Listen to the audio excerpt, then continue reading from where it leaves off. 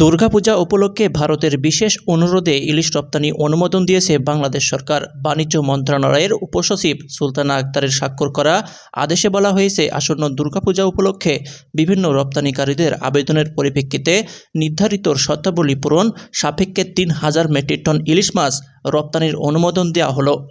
অন্যদিকে আইন উপদেষ্টা আসিফ নজরুল বলেছিল, ভারতের ২৬ লক্ষ নাগরিককে দেশে পাঠানো হবে, কিন্তু ভারতের ২৬ লক্ষ নাগরিককে না পাঠিয়ে ৩,০০০ টন ইলিশ পাঠানোর সিদ্ধান্ত জনগণ ভালোভাবে নেয়নি। আইন উপদেষ্টা ও বাণিজ্য উপদেষ্টার কারণেই ভারতে ইলিশ যাচ্ছে, যে কারণে তোলপাড় সৃষ্টি হয়েছে। এত কিছুর পরেও ভারতকে কেন ইলিশ রপ্তানির অনুমোদন দিল? দর্শক, আপনাদের কি মন্তব্য কমেন্টসে লিখবেন, ভিডিওটি সম্পূর্ণ দেখবেন। সবার আগে গুরুত্বপূর্ণ আপডেট পেতে আমাদের চ্যানেলটি সাবস্ক্রাইব করে রাখুন। আবারও নতুন করে আলোচনায় রূপালী ইলিশ।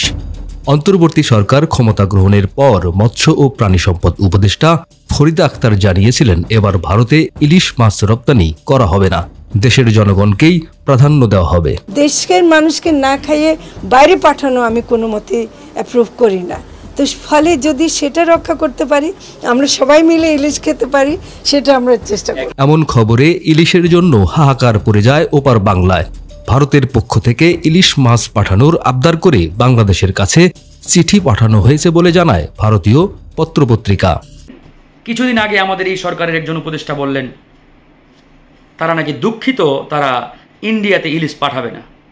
ওনার এই সিদ্ধান্তকে সারা বাংলাদেশের জনগণ স্যালুট জানিয়েছে।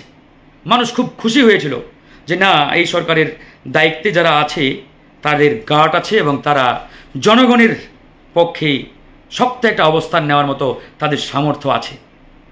সবাই দেখেছেন, আমাদের মৎস্য ও প্রাণী সম্পদ বিষয়ক উপদেষ্টা তিনি কিন্তু বলেছিলেন যে এবার ইন্ডিয়ায় ইলিশ যাচ্ছে না। আমরা সবাই প্রশংসা করলাম, স্যালুট জানালাম। এমনকি আমাদের আরেক উপদেষ্টা, আইন উপদেষ্টা ডক্টর আসিফ নজরুল 2019 সালে একটা ফেসবুকে লেখা লিখেছিলেন যে ওই সময় শেখ হাসিনার সরকার ইন্ডিয়াতে 500 টন ইলিশ পাঠিয়েছিলেন। তো এটার বিষয়ে তিনি তীব্র প্রতিবাদ এবং নিন্দা জানিয়েছিলেন আসিফ নজরুল। তো যাই হোক, 2019 আর আজকে 2024, 5 বছরের ব্যবধানে আল্লাহ তাকে মন্ত্রী বানিয়েছেন, উপদেষ্টা বানিয়েছেন। তো আজকে হঠাৎ করে আমরা দেখতে পাচ্ছি যে এই সরকার 3,000 টন, 500 টন না, মানে আরও 3 গুণ বেশি, 3,000 টন ইলিশ ইন্ডিয়াতে পাঠাচ্ছেন। চিন্তা করে দেখেন। হ্যাঁ, এটাকে অনেকেই বলতে পারে যে ভাই তারা তো রপ্তানি করছে, রপ্তানি করলে অসুবিধা কোথায়? হ্যাঁ, অসুবিধা আছে। আপনি রপ্তানি কোন জিনিসটা করবেন ভাই? মানে যে জিনিসটা আপনার খেয়ে পরে অতিরিক্ত হয়ে যাবে, এক্সট্রা হবে, বেঁচে যাবে, সেটি আপনি রপ্তানি করতে পারেন, এক্সপোর্ট করতে পারেন। মানে যে জিনিসটি আপনি চাহিদাই আপনার পূরণ হয় না, সেই জিনিসটি আপনি কি এক্সপোর্ট করবেন কখনো? যেমন ধরেন, আপনার বাসায় যে ধান উৎপাদন করেন, সেই ধান বা সেই ধানের চাল আপনার নিজের পরিবারেই হয় না, জুটে না, তাহলে কি আপনি সেই ধান বাজারে বিক্রি করবেন? করবেন না, কারণ আপনার খাওয়া তো আগে লাগবে ভাই। তো এই যে ইলিশ মাছের কথা বলা হচ্ছে, আমার বাংলাদেশের জনগণ কয় পার্সেন্ট মানুষ ইলিশ খেতে পারে বলেন তো?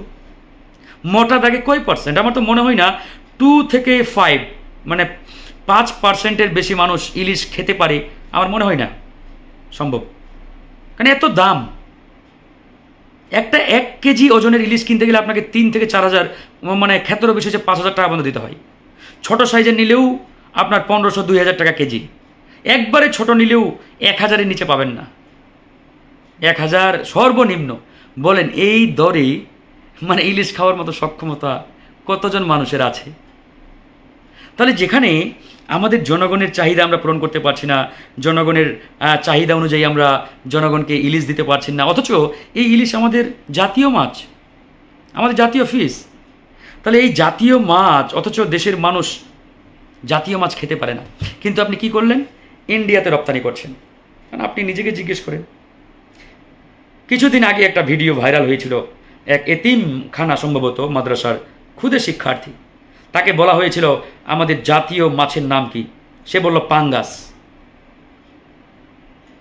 মানে এটা শুনে হয়তো আপনাকে হাস্যকর লাগবে, আপনার কাছে ট্রল মনে হবে বা আপনি ফান মনে করতে পারেন, কিন্তু না, এটা অত্যন্ত কষ্টদায়ক, বেদনাদায়ক একটা কথা। মানে ওই শিশুটি বা ওই বাচ্চাটি জানেই না যে ইলিশ মাছ আসলে দেখতে কেমন, ওর জীবনেও কোনো ইলিশ মাছ দেখেই নাই। তাহলে যে জীবনে ইলিশ মাছ একবার চোখেও দেখে নাই, সব সময় পাঙ্গাস খেয়ে আসছে, মানে সব চাইতে অ্যাভেলেবল যেটা কম দামি যে মাছটা, সে তো সেটাকেই জাতীয় মাছ বলবে, তাই না? আপনি বলেন।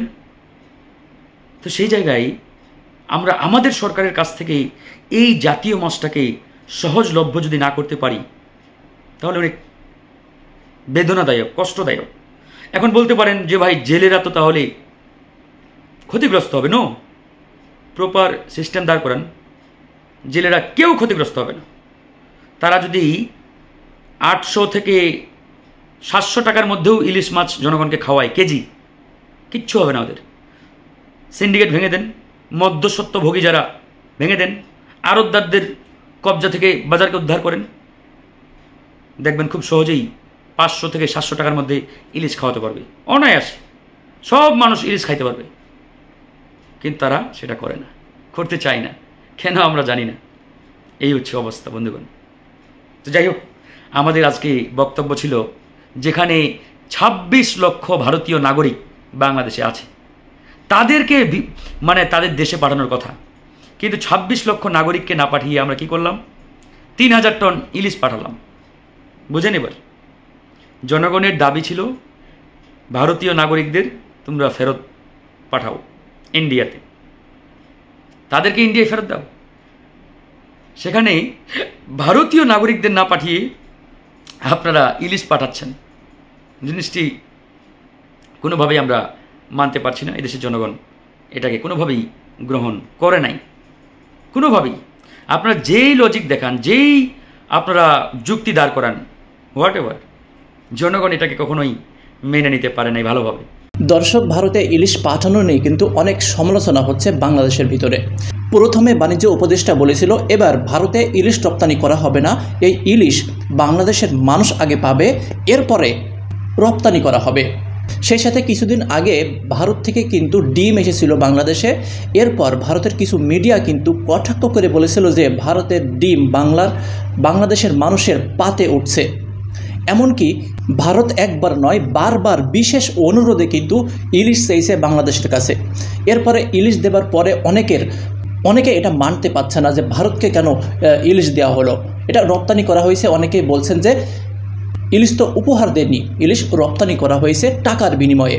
প্রতি কেজিতে 1000 টাকা বা $10 কিন্তু বিক্রি করেছে ভারতের কাছে। বাংলাদেশ কিন্তু বারবার ভারতকে দিয়েই যায়, কিছুই পায় না।